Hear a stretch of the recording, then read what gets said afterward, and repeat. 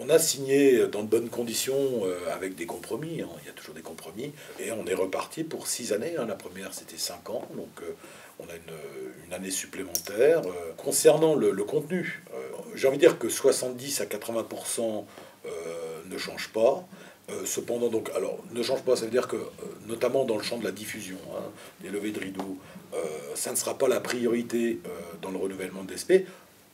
Je dis ça et en même temps, je dis que c'est une partie importante, mais il n'y aura pas de développement de la diffusion. Je pense qu'on est arrivé au plafond de ce qu'on pouvait faire ici, entre 100 et 110 levées de rideaux. On va même essayer de baisser légèrement à aller entre 90 et 95, en sachant que c'est toujours compliqué comme exercice, parce que ça dépend aussi des propositions qu'on nous fait. Mais en tous les cas, il n'y aura pas de développement sur cet axe-là, hormis un, et la ville nous a demandé de mettre en œuvre une programmation jeune public. Même si on intervient sur le jeune public, mais plutôt dans l'action pédagogique et l'éducation artistique, là c'est plutôt essayer d'avoir une véritable programmation jeune public, et on s'y attellera donc à partir du 1er janvier 2014. Je dis 2014 parce que dans la négociation avec la ville, on s'est entendu sur une année 0 2013.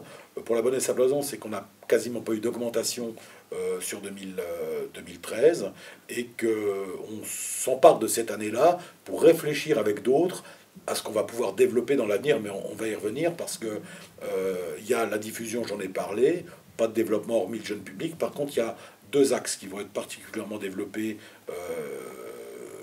sur le renouvellement de DSP. C'est tout ce qui relève de l'accompagnement artistique, et particulièrement les groupes émergents, et la place que doit tenir le fil dans la dimension de professionnalisation des artistes du territoire, pour faire court, et l'action du fil sur son territoire de proximité. Bon, on se trouve ici, ce qu'on appelle la manufacture plein Achille, c'est un territoire particulièrement, comment dire, en parfaite mutation. Je n'y reviendrai pas. On voit bien le Polymage, l'université Télécom, l'école d'art et de design, la comédie qui va s'installer en 2016, etc., etc. Et le fil au milieu de tout ça. Donc nous, ça nous intéresse à un moment donné de positionner véritablement le fil comme un acteur incontournable de l'activité festive, nocturne, sur le territoire de proximité.